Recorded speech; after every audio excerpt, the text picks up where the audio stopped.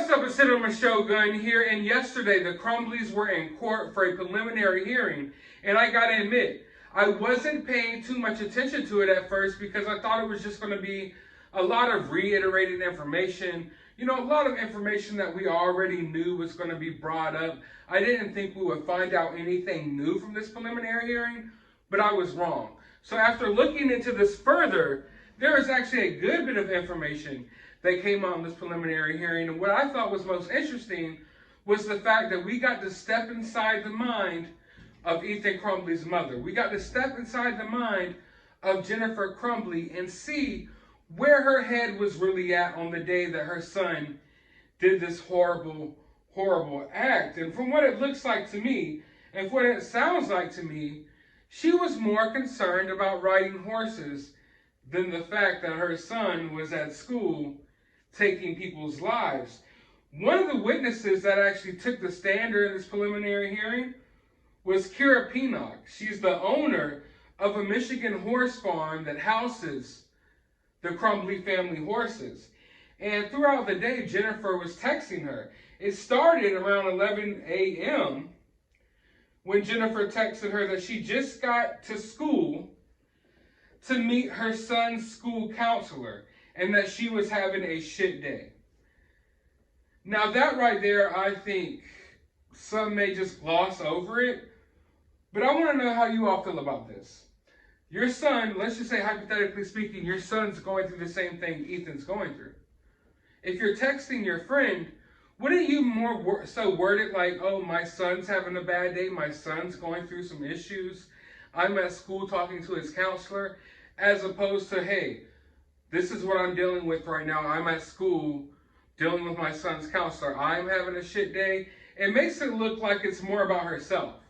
Like, yeah, I'm having such a bad day, never mind the fact that I'm at school because my son is drawing pictures of him harming other kids.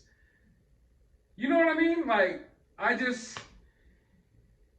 it's so sickening to me because it's so narcissistic. It just makes it seem like she's more concerned about herself.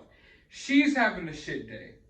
She's worried about the fact that she's having a bad day, not about the fact that her son is literally going through all types of crazy things. Lord knows what Ethan was going through, and he's about to do what he ultimately did. Now, she goes further and texts her multiple times. Now, she says that, and then she reaches out to her again, basically trying to let her know that she still intends on coming to horse practice, to horse training. So, she's at school, literally. I want you all to understand this. She's at the school, in the counselor's office, texting this woman, letting her know, like, hey, don't worry. I'm still coming to look at my horses later, and I want, help training me to take care of them or ride them or what have you. In the middle of the counselor's office, where her son's literally got a gun in his backpack, about to do what he did. We know what he did. And that's what's on her mind. The counselor is sitting here talking to you about the fact that your son is going through some really tough things. He's drawing pictures of some really grotesque things. And you're worried about training your horses. So she just is basically just hammering in the fact that, hey, regardless of what's going on here and I'm having a bad day and my son's a psychopath, I'm still coming to ride my horses later. And then she even mentions the fact that she might have to bring Ethan. And in a text message says that Ethan cannot be left alone. Now, the lady that owns the stable, I'm not sure if she was aware of the severity of the situation, because Jennifer Crumbley explained it to her like, oh, my son's going through some things. One of his friends recently had to go to a treatment facility. That was new information right there. At first, we heard that Ethan was probably going through some issues because his friend had to move away. No, in fact, his friend had to go to some type of treatment facility. So were Ethan and his friends abusing some type of substance? And maybe Ethan's friends' parents cared him enough to send him to a treatment facility, but Ethan's parents didn't care that much. We obviously know that Ethan's parents didn't care. So Ethan maybe went crazy from doing all types of substances. We don't know. We don't know for sure. We do know there's a video out there of Ethan literally falling on his face while he's at work. So I'm pretty sure that Ethan was taking something. But I mean, I'm not 100% positive, but that's a new piece of information because we were told, or the story was that his friend moved away. But no, his friend actually had to go spend some time in a treatment facility. And of course, Ethan's dog died. But I wouldn't be surprised if this dog died story is bogus, because I wouldn't be surprised if Ethan killed the dog. We know that Ethan was mutilating animals. He had a severed bird's head in a jar full of piss that he took to school, along with a severed deer head, and he kept bird heads under his bed at home. Like, this kid was insane. I'm just gonna keep it real with you all. But she lets it be known that if Ethan is in fact, or does in fact have to get sent home, that she's still coming to deal with the horses. She still wants to come to horse training, and that Ethan will have to come with her because he can't be left alone. So that's just absolutely disgusting to me, that throughout all of this, the main thing she was worried about was the horses. And then I want you to understand, she has a job, okay? So not only is she supposed to be at work while she's at the counselor, she's also worried about these horses. So she also messages her boss and says, I have to go to school. Counselor just called. This is what I'm dealing with. So on this morning, Jennifer was supposed to wake up and go to work, but she can't go to work because she has to go talk to the counselor. But in the counselor's office, she's not taking the counseling serious, because what she really wants to do is not care about work, not care about her child. She wants to go pet some horses. Okay? That's the reality of the situation. If you just want me to break it down in the simplest way, Jennifer wakes up, she's supposed to go to work, realizes she has to go to the counselor's office because her son's doing some crazy stuff again at school, gets to the counselor's office, doesn't pay attention, because the whole time she's texting some lady about wanting to come pet horses. But the way that she even texted her boss was, I have to go to school, counselor just called, this is what I'm dealing with, and then sends the boss pictures of Ethan's drawings. So how cold is that? This is the exact word she sends her boss. I have to go to school. Counselor just called. This is what I'm dealing with. And then she attaches the two photos of Ethan's drawings, of Ethan talking about attacking children at school. Nowhere was it any sign of concern. It was almost a sign of bitterness. Like, this is what I'm dealing with. Not like, oh, this is the type of issues my son is dealing with. My son is dealing with some things. I'm sorry I can't come to work. Like, look at, even sharing the photos seems kind of like she's disconnected from reality.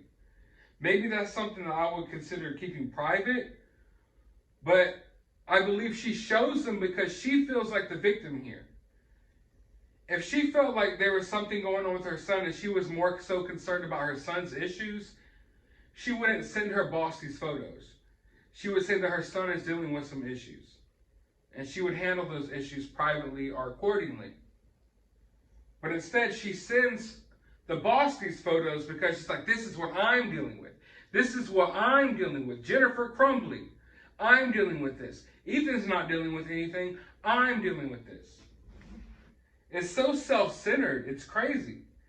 It's so self-centered. It is absolutely crazy. So later that day, she winds up having to go back into the office.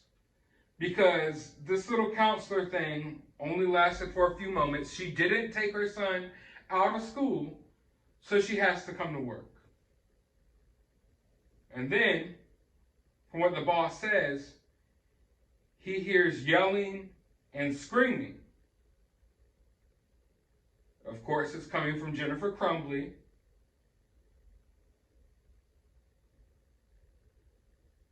And she's learning that there's been an active shooter at Ethan's school.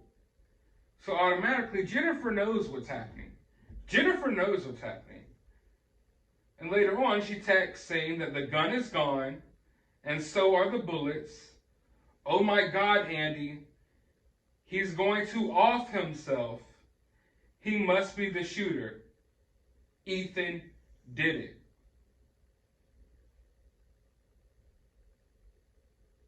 So from the exact moment she heard that there was this incident at the school, she already knew it was her son. If there's ever an incident at school, if anything like this happens at school, and you automatically know it's your kid, then there's something wrong right there off rip.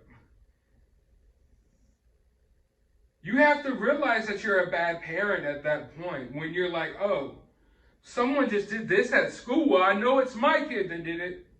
Out of all the kids there, you know it's your kid. Because you're aware that your kid had issues and you're aware that you did not take care of those issues and they were not your priority. Moments after finding out that this happened,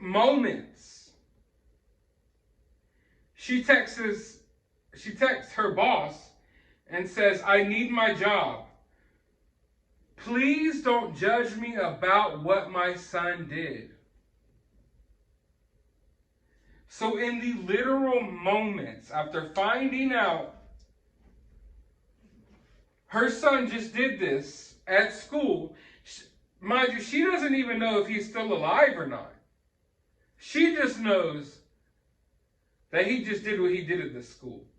Moments after that, she's already texting her boss, please don't fire me. Don't judge me for something my son did. That's the type of mentality of this woman. A totally self-centered, I can't even call her what I want to call her here on YouTube, so I'm going to be kind. But that right there, folks, gives you some insight into what's going on through Ethan Crumbley's mother's mind in the moments leading up and the moments after him carrying out this attack. The whole time, even while sitting in the counselor's office, she's texting concerned about going and petting horses and going and training with these horses. She shows no interest to the fact that her son is obviously going through some mental issues. She doesn't take her son home.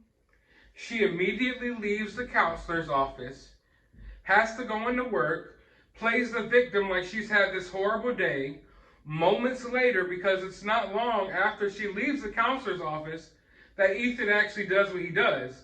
Moments later, she has to leave work again. She leaves work hysterical because she knows her son's the one that did it. She explains to her boss that she knows that her son's the one that did it. Immediately is basically begging for him not to fire her because she's worried about that as opposed to the fact that her son may not even be alive anymore. And even if he is, your son just ended other children's lives. And then after that, we know what happens. She goes on and empties Ethan's bank account. She empties some money out of her bank account. And her husband go on the run.